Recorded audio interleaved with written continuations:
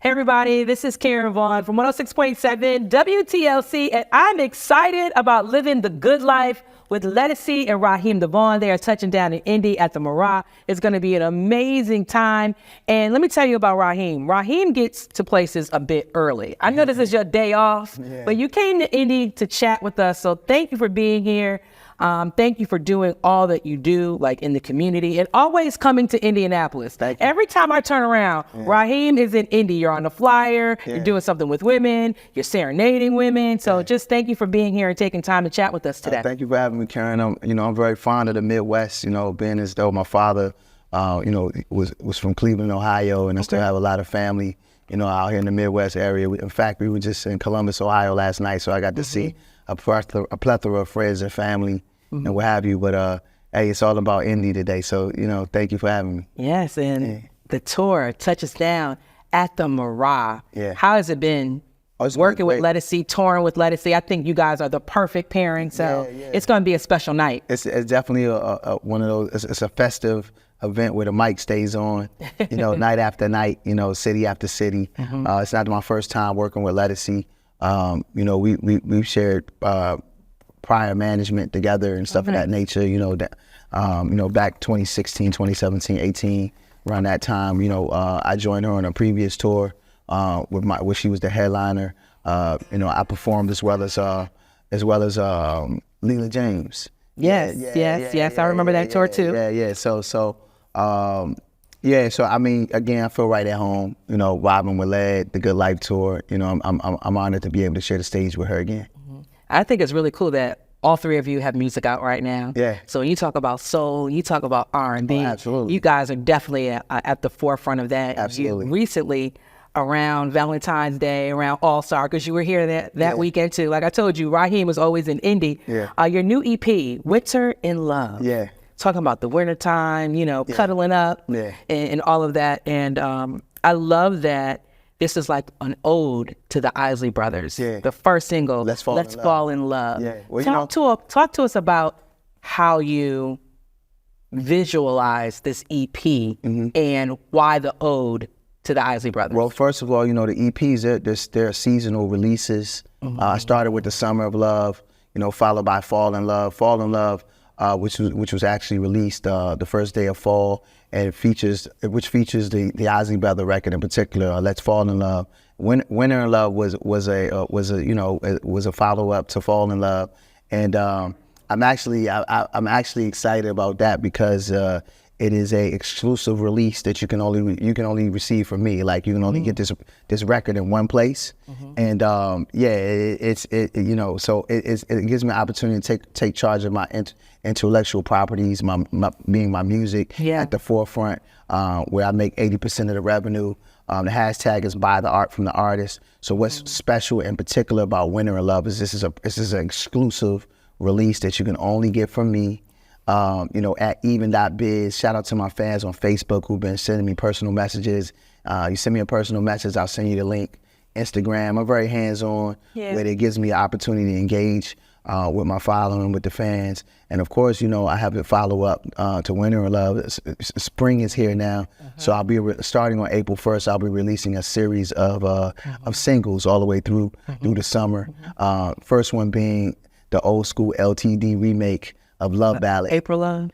I'm doing Love Ballad. Okay. I figured that'd be too cliche to do April Love. Can you just do them both? Yeah. Hey, you know what? We might have to get that done because you're like the third person that was the song. That's when it comes in with the streaks. Listen. Yeah. Not saying that Love Ballad isn't the song. I'm not saying that. Yeah. But there's something special about April Love. It definitely was a request. So in between touring and whatnot, I'm gonna see what I can do. We might have to get that done.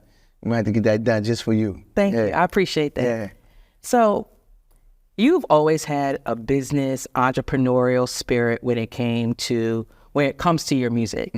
So I remember one of the first times that I saw you on a mix CD, hair and braids. Yeah. I want to say it was your profile. Okay. And my last name is Vaughn, so I saw Raheem DeVaughn. I said, oh, is he a relative? Did he just put the D-E in front of it? That's kind of slick. Yeah. And then I saw you at a club on South Beach, and you were handing out another mixtape.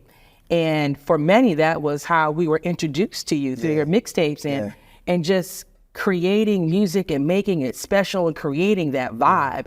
So now with you saying, hey, the only way you can get my EP is from me. Yeah. Why is that important to an artist to own your music and for you to distribute it yourself? Well, one, if there are heavy discussions happening right now with the artists where, as artists, we only get 0.03%, which is a fraction of a penny for every stream that you stream my music. So you're talking about, all the DSPs, digital streaming platforms, from Apple Music to Spotify to Tidal, to Pandora, so forth and so on. So it's extremely important for me, being able to utilize a platform that's been created, like Even.biz. Shout out to Mag, the curator of this experience.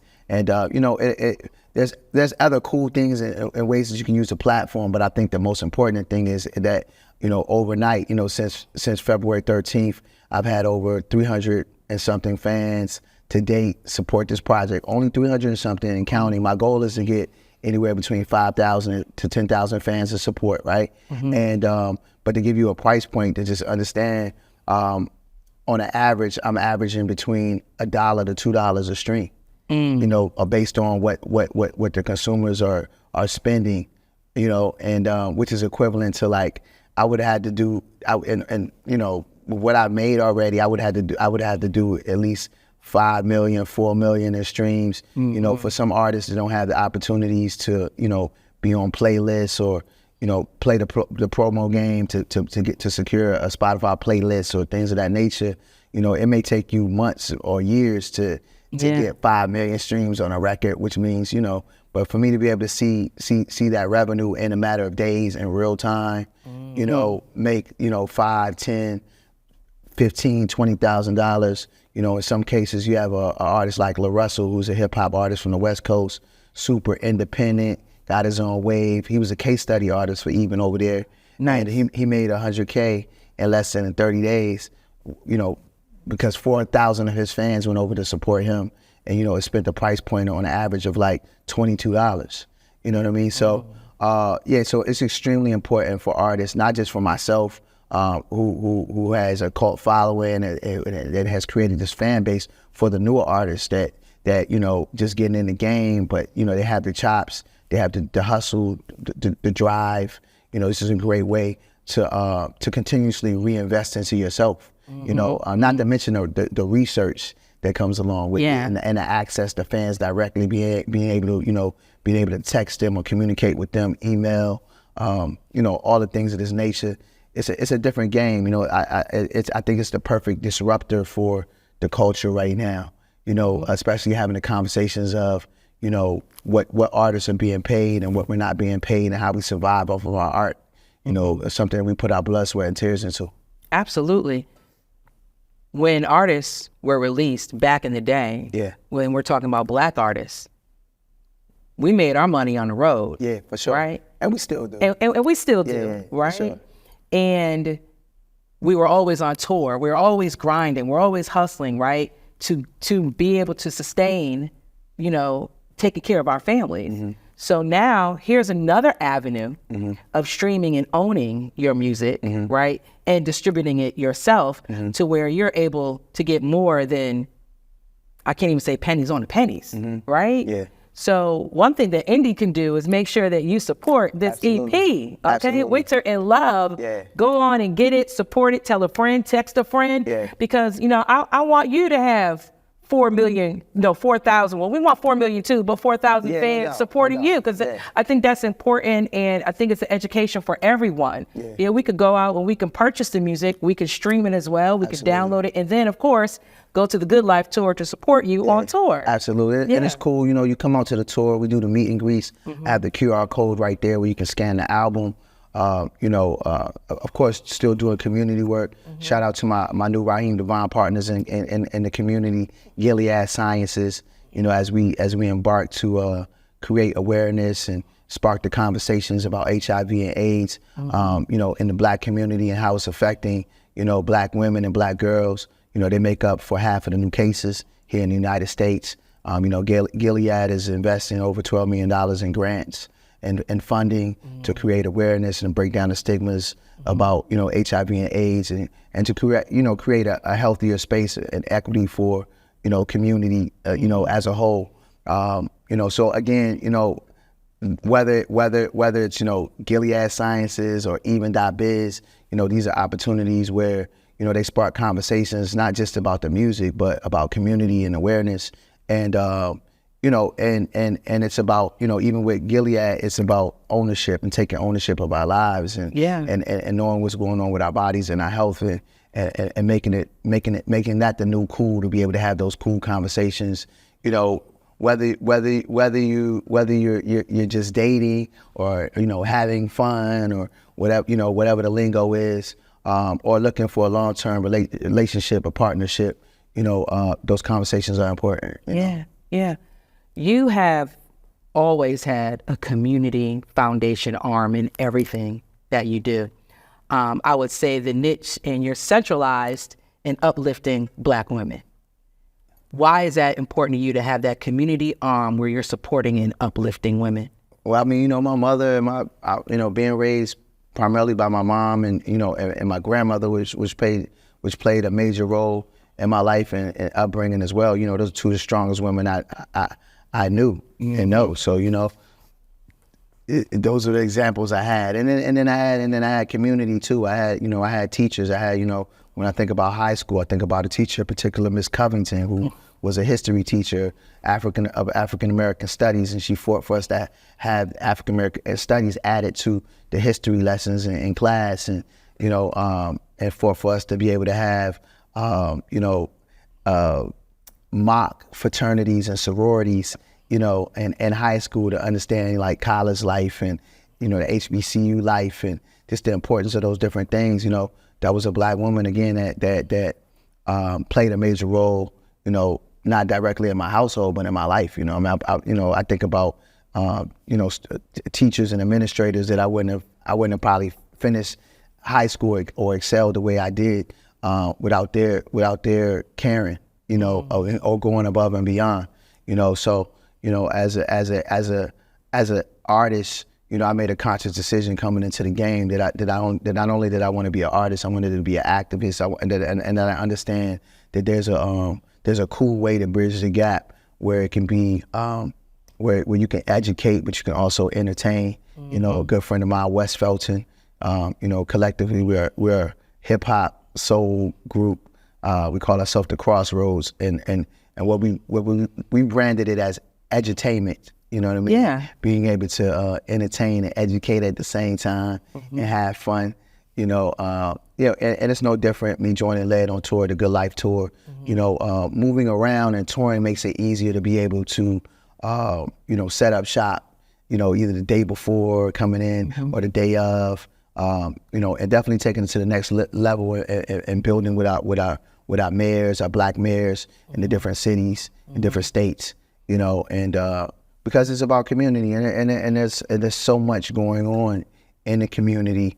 You know, a lot of challenges right now, you know, with inflation and just all the things that are going on, right? But also, it's just that gentle reminder that the world is still a beautiful place, you know what I mean? And we can exemplify that through our actions and how we support one another. You know, as artists, I don't feel like we should just be coming to the city and just taking, you know, touchdown, get the bag and keep it moving, you know what I mean? It's a different energy when you touch the people, when you touch the youth, when you talk about, you know, partake in community events and things of that nature.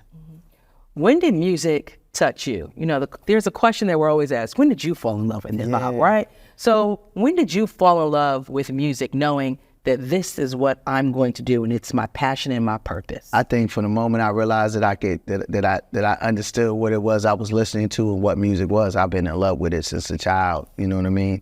Young adolescent.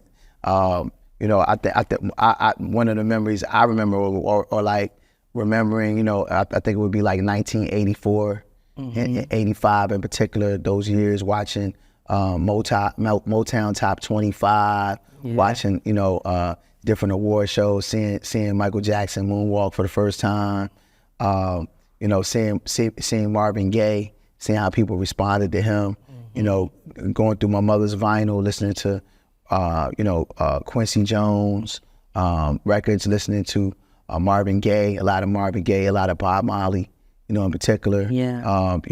Going through my dad's records, listening to Prince. So it's so young. Like the Purple Rain album definitely was something I shouldn't have been listening to at that age.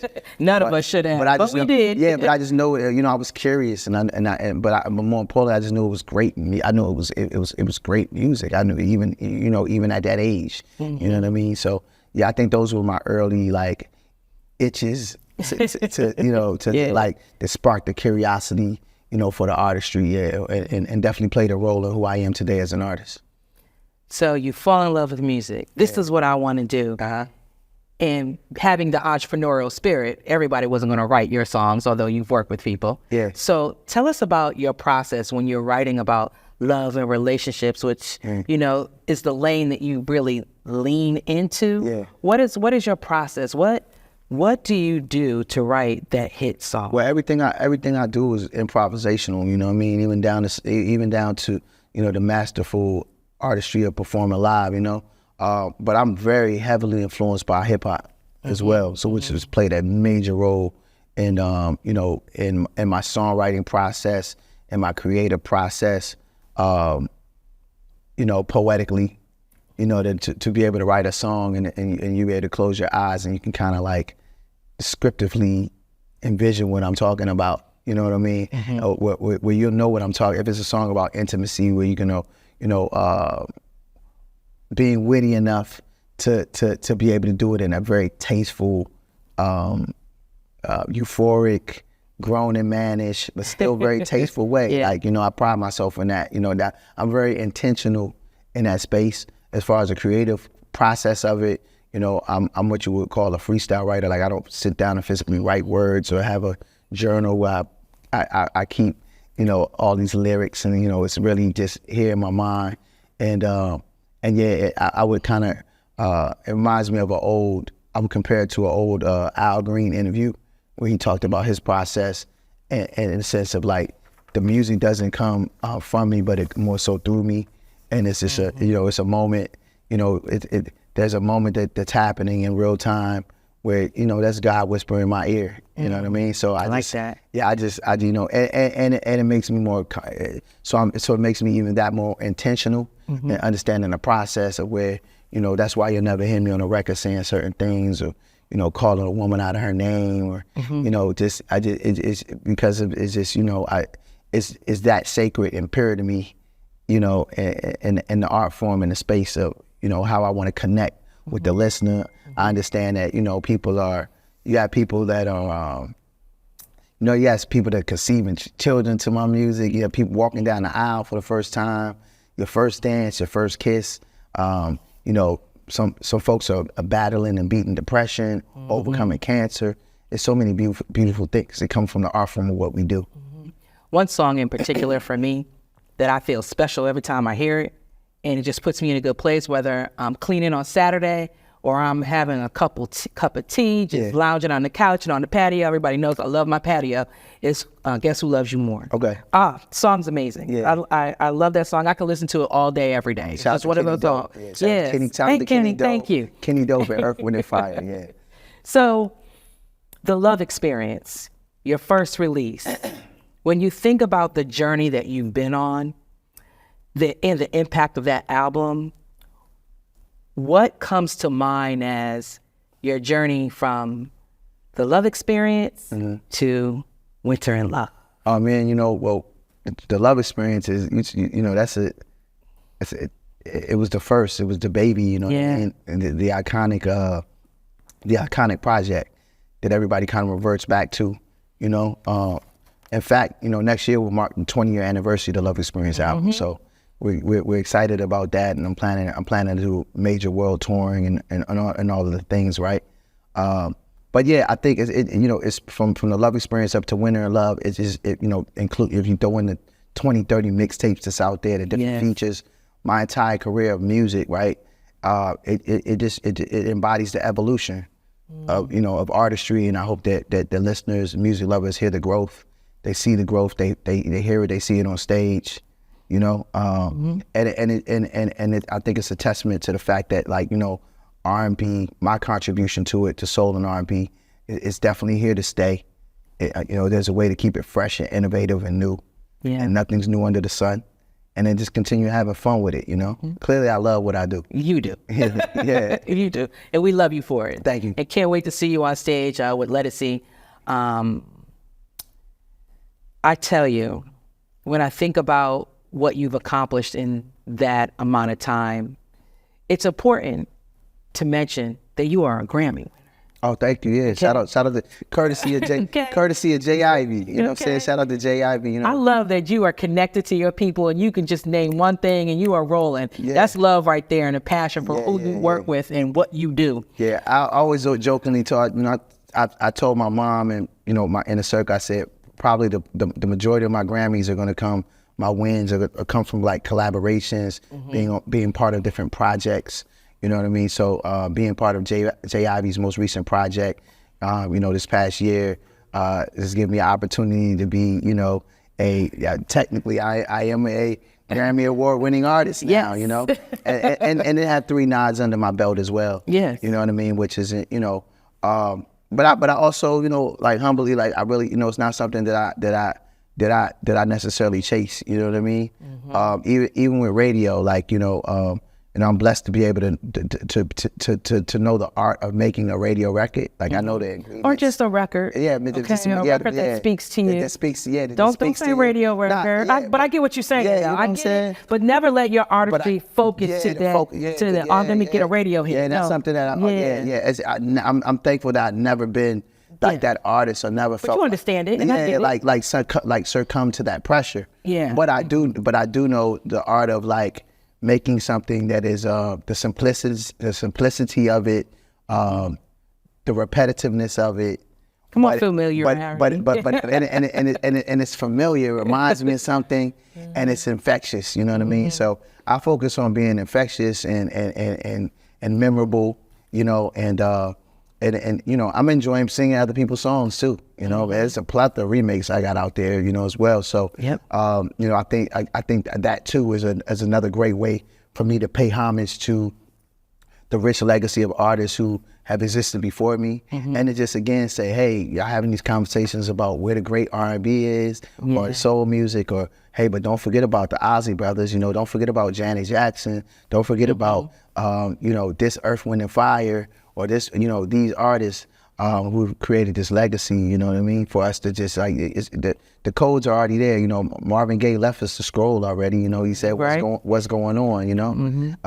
So again, it gives me, it gives me opportunity to stretch myself and not feel the pressures of, when you go in the studio. Sometimes I might not want to write an original song. So it's like, I'm gonna go today. I just remade literally in the last 48 hours. I just remade "Can I Call You Rose," which is a record that is like, I first discovered the record, online, Instagram, and now there's these parodies of the record, that exist. So I'm, definitely dropping that. Okay. For the spring single, spring single. We got an exclusive. Yeah, spring flings. I'm looking at your hoodie. Yeah. And I'm seeing the artists listed: D'Angelo. Yeah. Anthony Hamilton. Yeah. Lyfe Jennings. Yeah. Yourself, Raheem DeVaughn. Eric Roberson. Dwelle. Music Soul Child. Just to name a few. I'm like, that's a tour. Yeah, just to name a few. Yeah, just to name a few. This is it's just some exclusive Raheem DeVaughn merch. My mic stays on. These things will be available. Some of which will be available. Starting on as early as my birthday. But you can get them exclusively now on the tour. When's your birthday? May 5th. May 5th. Yeah. Taurus. Yeah. Okay. Yeah. Tomorrow's Ledisi's birthday. Yeah, tomorrow's Led's birthday. Yeah. So it's a lot of birthdays going on. Absolutely. Okay. But I love that. I love the merch. I love everything that you're doing. I can't wait to see you tomorrow. The Good Life Tour touches down. It's going to be an amazing time. Absolutely. I can't wait for the two of you and the energy. Yeah. It's just amazing. Yeah. And we gotta get some studio stuff in too. We gotta get some records in there. Let's get it. It's time. So any final words that you want to leave with Indianapolis about you, what you're doing, what's next? We're going to see them next week anyway. Yeah. Well, we don't want the words to be final for a long time, you know what I mean? But I thank you for the interview, first and foremost, you and the station. You know, I'm looking forward to coming back. You know, if there's anybody that has an interest in wanting to do any community work with me, any strategic partnerships, stuff of that nature, I'm very easy to find. We can first start with online, Raheem DeVaughn online.global. That's my official website. Once again, Raheem DeVaughn online.global. You can hit me on the gram, Raheem_DeVaughn. You can hit me on formerly known as Twitter, Raheem_DeVaughn. Shout out to my Facebook family. We chasing 2 million right now. Okay. We have 1.7 followers, 1.7 million followers, that is. And you know, shoot me a DM or a personal message to get the link for the new project. For my most recent project, Winter in Love. And look, whether it's winter in love, fall in love, summer in love, you know. In love. How about that? Yeah. Don't let the season fool you. You can bang them all season long. Winter, spring, summer, and fall. I'm here for you. All right. I love it. Raheem, thank you for being here. Thank you. I appreciate you. Absolutely. Of course, whenever you're in Indy, when we see you the next couple of weeks, yeah, WTLC is your home. You come through. Okay? Love. All right.